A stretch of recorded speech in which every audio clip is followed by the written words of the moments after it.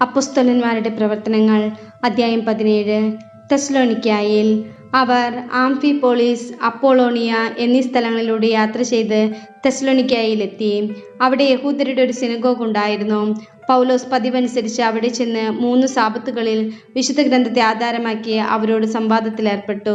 ക്രിസ്തു പീഡനം സഹിക്കുകയും മരിച്ചവരിൽ നിന്ന് ഉയർത്തെഴുന്നേൽക്കുകയും ചെയ്യുക ആവശ്യമായിരുന്നുവെന്ന് അവൻ വിശദീകരിക്കുകയും തെളിയിക്കുകയും ചെയ്തു. അവൻ പറഞ്ഞു, ഞാൻ നിങ്ങളുടെ മുമ്പിൽ പ്രഘോഷിക്കുന്ന ഈ യേശു തന്നെയാണ് ക്രിസ്തു. അവരിൽ ചിലർ ബോധ്യം വന്ന് പൗലോസിൻ്റെയും സീലാസിൻ്റെയും കൂടെ ചേർന്നു.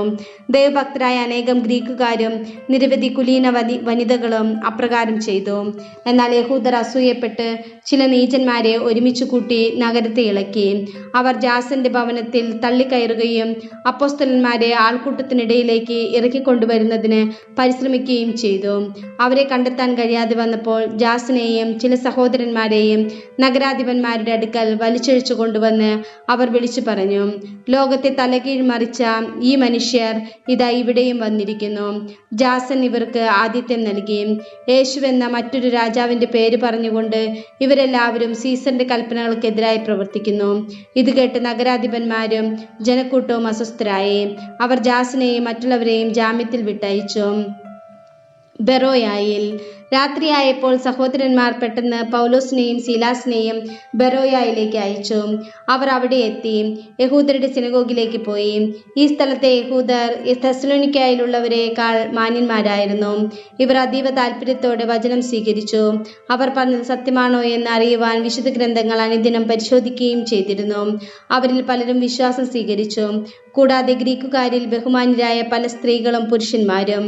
പൗലോസ് ബെറോയായിലും ദൈവവചനം പ്രസംഗിച്ചുവെന്ന് തെസ്സലോനിക്കക്കാരായ യഹൂദർ അറിഞ്ഞപ്പോൾ അവർ അവിടെയും എത്തി ജനങ്ങളെ പ്രകോപിപ്പിക്കുകയും ഇളക്കിവിടുകയും ചെയ്തു.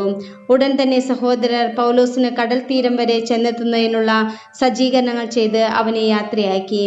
എന്നാൽ സീലാസും തിമോത്തിയോസും അവിടെ തന്നെ താമസിച്ചു. പൗലോസിന്റെ കൂടെ പോയിരുന്നവർ അവനെ ആഥൻസിൽ കൊണ്ടുചെന്നാക്കി.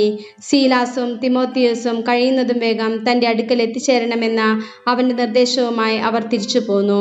ആഥൻസിൽ പൗലോസ് അവരെയും പ്രതീക്ഷിച്ച് ആഥൻസിൽ താമസിക്കവേ നഗരം മുഴുവൻ വിഗ്രഹങ്ങൾ കൊണ്ട് നിറഞ്ഞിരിക്കുന്നത് കണ്ട് അവൻ്റെ മനസ്സിൽ വലിയ ക്ഷോഭമുണ്ടായി.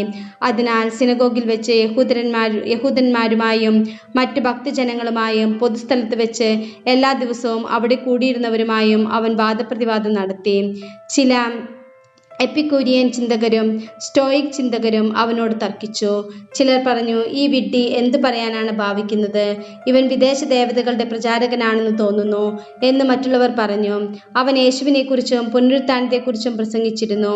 അവർ അവനെ പിടിച്ച് അരയോപ്പാഗസിൽ കൊണ്ടുചെന്ന് നിർത്തിയിട്ട് ചോദിച്ചു, നീ അവതരിപ്പിക്കുന്ന ഈ പുതിയ പ്രബോധനം എന്താണെന്ന് ഞങ്ങൾക്ക് പറഞ്ഞു തരാമോ? വിചിത്രമായ കാര്യങ്ങളാണല്ലോ നീ സംസാരിക്കുന്നത്. ഇവയുടെ അർത്ഥം എന്തെന്ന് ഞങ്ങൾക്ക് അറിയണമെന്നുണ്ട്. എല്ലാ ആഥൻസുകാർക്കും അവിടെ താമസിച്ചിരുന്ന വിദേശികൾക്കും പുതിയ പുതിയ കാര്യങ്ങളെക്കുറിച്ച് പറയുന്നതിനും കേൾക്കുന്നതിനുമല്ലാതെ മറ്റൊന്നിനും സമയമുണ്ടായിരുന്നില്ല. അരിയോപ്പാഗസിലെ പ്രസംഗം. അരിയോപ്പാഗസിന്റെ മധ്യത്തിൽ നിന്നുകൊണ്ട് പൗലോസ് ഇപ്രകാരം പ്രസംഗിച്ചു, ആഥൻസ് നിവാസികളെ, എല്ലാവിധത്തിലും മതനിഷ്ഠയുള്ളവരാണ് നിങ്ങളെന്ന് ഞാൻ മനസ്സിലാക്കുന്നു. ഞാൻ ഇതിലെ കടന്നു പോയപ്പോൾ നിങ്ങളുടെ ആരാധന വസ്തുക്കളെ നിരീക്ഷിച്ചു. അജ്ഞാത ദേവനെ എന്ന് എഴുതിയിട്ടുള്ള ഒരു ബലിപീഠം ഞാൻ കണ്ടു. നിങ്ങൾ ആരാധിക്കുന്ന ആ അജ്ഞാതനെക്കുറിച്ച് തന്നെയാണ് ഞാൻ നിങ്ങളോട് പ്രസംഗിക്കുന്നത്. പ്രപഞ്ചത്തെയും അതിലുള്ള സകലത്തെയും സൃഷ്ടിച്ചവനും സ്വർഗത്തിൻ്റെയും ഭൂമിയുടെയും കർത്താവുമായ ദൈവം മനുഷ്യനിർമ്മിതമായ ആലയങ്ങളിലല്ല വസിക്കുന്നത്. അവിടത്തേക്ക് എന്തെങ്കിലും ആവശ്യമുണ്ടായിട്ടല്ല മനുഷ്യകരങ്ങളിൽ നിന്ന് അവിടുന്ന് ശുശ്രൂഷ സ്വീകരിക്കുന്നത്. കാരണം അവിടുന്ന് തന്നെയാണ് എല്ലാവർക്കും ജീവനും ശ്വാസവും മറ്റു സകലതും പ്രദാനം ചെയ്യുന്നത്. ഭൂമുഖം മുഴുവൻ വ്യാപിച്ച് വസിക്കാൻ വേണ്ടി അവിടുന്ന് ഒരുവനിൽ നിന്ന് എല്ലാ ജനപദങ്ങളെയും സൃഷ്ടിച്ചു. അവർക്ക് വിഭിന്ന കാലങ്ങളും വാസഭൂമികളും നിശ്ചയിച്ചു കൊടുത്തു. ഇത് അവർ ദൈവത്തെ അന്വേഷിക്കുന്നതിനും ഒരുപക്ഷെ അനുഭവത്തിലൂടെ അവിടുത്തെ കണ്ടെത്തുന്നതിനും വേണ്ടിയാണ്. എങ്കിലും അവിടുന്ന് നമ്മിൽ ആരിലും നിന്ന് അകലെയല്ല. എന്തെന്നാൽ അവിടുന്നിൽ നാം ജീവിക്കുന്നു, ചരിക്കുന്നു, നിലനിൽക്കുന്നു. നാം അവിടുത്തെ സന്താനങ്ങളാണ് എന്ന് നിങ്ങളുടെ തന്നെ ചില കവികൾ പറഞ്ഞിട്ടുണ്ടല്ലോ. നാം ദൈവത്തിൻ്റെ സന്താനങ്ങളാകിയാൽ മനുഷ്യൻ്റെ ഭാവനയും ശില്പവിദ്യയും ചേർന്ന് സ്വർണത്തിലും വെള്ളിയിലും കല്ലിലും കൊത്തിയെടുക്കുന്ന പ്രതിമ പോലെയാണ് ദൈവരൂപമെന്ന് വിചാരിക്കരുത്. അജ്ഞതയുടെ കാലഘട്ടങ്ങളെയും ദൈവം കണക്കിലെടുത്തില്ല. എന്നാൽ ഇപ്പോൾ എല്ലായിടത്തുമുള്ള സകല ജനങ്ങളും പശ്ചാത്തപിക്കണമെന്ന് അവിടുന്ന് ആജ്ഞാപിക്കുന്നു. എന്തെന്നാൽ താൻ നിയോഗിച്ചിരിക്കുന്ന ഒരു മനുഷ്യൻ വഴി ലോകത്തെ മുഴുവൻ നീതിയോടെ വിധിക്കാൻ അവിടുന്ന് ഒരു ദിവസം നിശ്ചയിച്ചിരിക്കുന്നു. ആ മനുഷ്യനെ മരിച്ചവരിൽ നിന്ന് ഉയർപ്പിച്ചുകൊണ്ട് അവിടുന്ന് അതിന് ഉറപ്പ് നൽകിയിട്ടുമുണ്ട്. മരിച്ചവരുടെ പുനരുത്ഥാനത്തെപ്പറ്റി കേട്ടപ്പോൾ ചിലർ അവനെ പരിഹസിച്ചു. എന്നാൽ ചിലർ പറഞ്ഞു, ഇവയെക്കുറിച്ച് നിന്നിൽ നിന്ന് ഞങ്ങൾ പിന്നീട് ഒരിക്കൽ കേട്ടുകൊള്ളാം. അങ്ങനെ പൗലോസ് അവരുടെ ഇടയിൽ നിന്ന് പോയി.